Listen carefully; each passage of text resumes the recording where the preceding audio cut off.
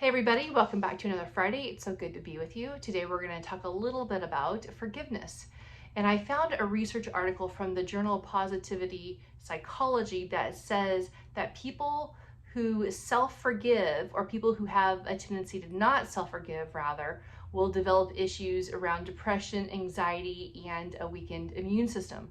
And I found that really to be interesting, that the research study found that to be the result, that my inability to forgive myself for the different things that I've been through means that I will be more prone to depression, anxiety, and a weakened immune system. So the question is, well, why is that? And oftentimes when we hold on and we struggle with walking through the process of forgiveness, there's something more going on for us. We're either fearful of letting go of that process and not feeling as if that person who wounded us is able to make amends or reparations because of the hurt that they've caused us. So we hold on to that thinking that we need to hold on to it and that there's actually a good reason for holding on to it. But really what ends up happening is we internalize it and we turn over, and it turns over and it turns over within us.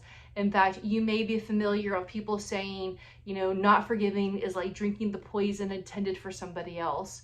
And those kind of statements, those kind of visuals really give us a good indication of when I am not able to forgive somebody else, or I'm unable to forgive myself for something that possibly I did in the past because I was attempting to figure out how to survive or how to work through a difficult scenario or a time period in my own life.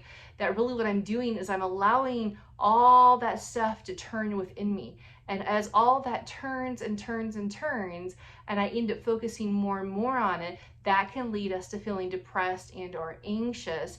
And as a result of all the different feelings of depression and anxiety within us, we tend to weaken our immune system, meaning it's not strong enough to be able to handle all the different germs and things that we deal with on a daily basis.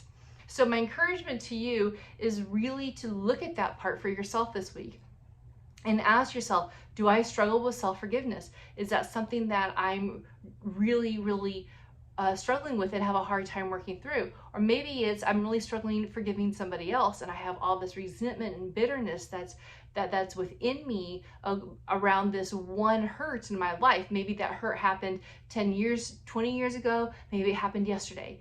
But the reality is, wherever you're at within that forgiveness process, because it's a process, not an event, just like grief is a process, not an event, we will allow that to continue to turn inside of us. And so as a point of self-care, I need to be able to truly look at that part and see what can I do to reconcile and work through that in order to be able to live the life that God has called me to. Well, I hope that's something to give you a little bit of food for thought this week, or a little encouragement, or maybe it's exactly what you needed to hear, or maybe it seemed like a waste of time. Wherever you're at with that, I just hope and pray you have a wonderful weekend, and we'll see you next week. Thanks.